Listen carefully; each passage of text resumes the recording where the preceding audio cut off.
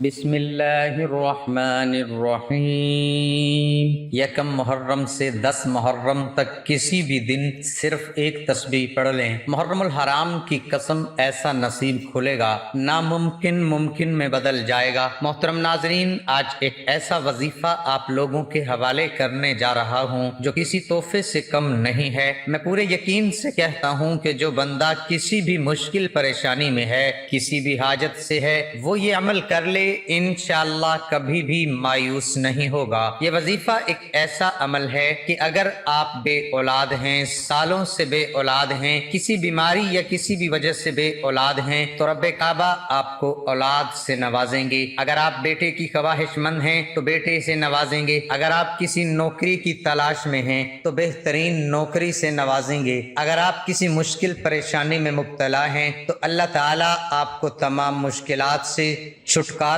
عطا فرمائیں گے۔ وہ لوگ جو غربت کی وجہ سے پریشان ہیں، بیٹی کے رشتے کی وجہ سے، بے روزگاری کی وجہ سے، کاروباری مسائل کی وجہ سے، شادی میں رکاوٹوں کی وجہ سے، قرض کی ادائیگی کی وجہ سے، بے اولادی کی وجہ سے، خواہ وہ کوئی بھی مسئلہ ہے، تو رب کعبہ کی قسم آپ پورے یقین سے یہ عمل کر لیجئے۔ یہ عمل کبھی کسی کا محتاج نہیں ہونے دیتا، یہ کبھی کسی کے سامنے مایوس نہیں ہونے دیتا۔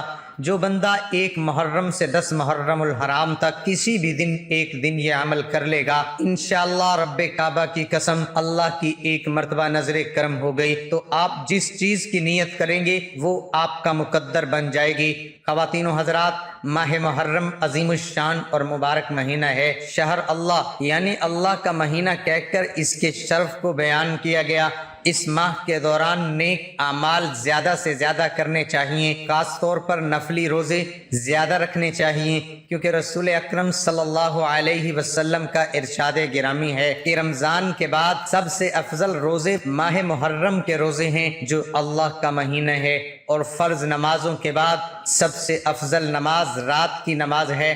خاص طور پر یوم عاشوراء 10ویں محرم کا روزہ رکھنا چاہیے۔ اس عمل کی بہترین رہنمائی کے لیے ویڈیو کو اینڈ تک لازمی دیکھیے گا۔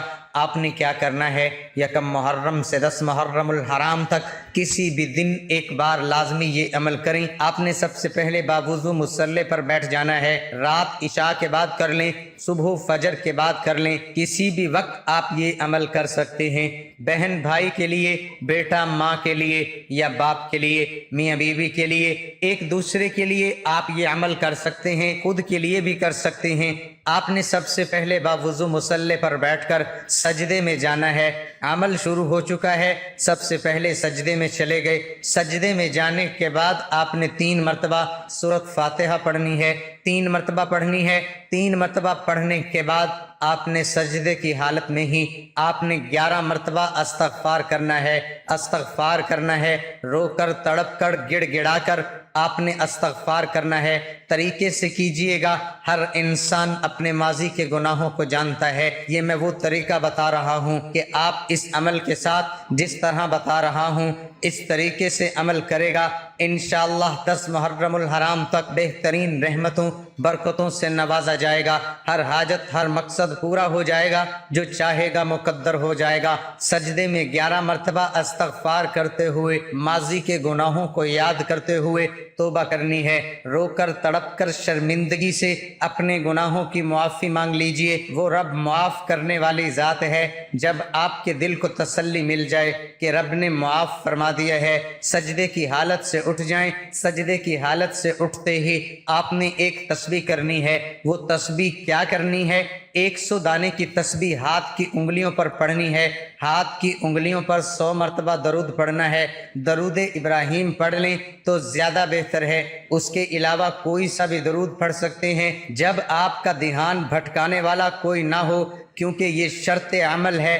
ایک ایسا عمل ہے جس میں بے اولادوں کو اولاد، بے روزگاروں کو روزگار، مشکلات پریشانیاں ناممکن کو ممکن بنا دینے والا یہ عمل ہے۔ 1 محرم سے 10 محرم الحرام تک رب کی رحمتوں برکتوں کو سمیٹ لیجئے، انشاءاللہ آنے والی ہزاروں نسلیں سلامت ہو جائیں گی، آباد ہو جائیں گی۔ کوئی سا بھی درود پڑھ لیجئے، درود ابراہیمی پڑھ لیجئے۔ ہاتھ کی انگلیوں پر 100 مرتبہ پڑھنا ہے۔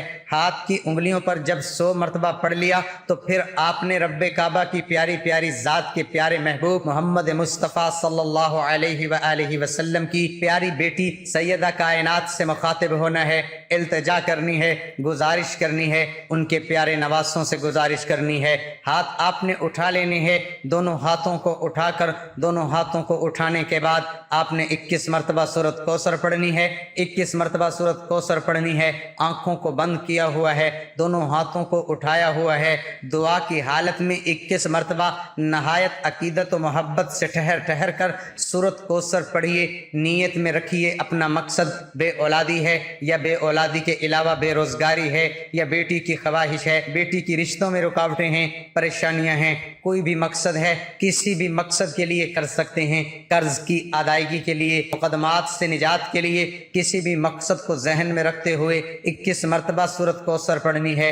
انا اعطیناک الکوثر فصل لربک وانحر ان شانئک هو الابتر۔ ٹھہر ٹھہر کر محبت سے سورۃ کوثر پڑھنے کے بعد آپ نے رب کعبہ کے پیارے محبوب کی پیاری بیٹی سے التجا کرنی ہے کہ میں نے درود شریف پڑھا، سچی توبہ کی، میں آج نیت کرتا ہوں یا کرتی ہوں کہ اس توبہ کے بعد 5 وقت کی نماز ادا کروں گی، حقوق اللہ اور حقوق العباد ادا کروں گا یا کروں گی، بڑوں کا احترام کروں گا یا کروں گی، انشاءاللہ خلوص سے نیت سے توبہ قبول کروا لی۔ درود ابراہیم کی تسبیح اور سورۃ کوثر جو میں نے پڑھی، جس ترتیب سے پڑھی، میں نے ہدیتاً تحفۃً نذرانہ عقیدتاً آپ کی جولی میں پیش کرتا ہوں۔ میرے ذکر اذکار کو محمد مصطفیٰ صلی اللہ علیہ وآلہ وسلم کے سامنے پیش کرتے ہوئے میری سفارش کیجئے، اپنے بابا جان سے میری سفارش کیجئے کہ آپ کے بابا جان محمد مصطفیٰ رب کے سامنے میرے لیے سفارش کر دیں کہ میری بے اولادی ختم ہو جائے،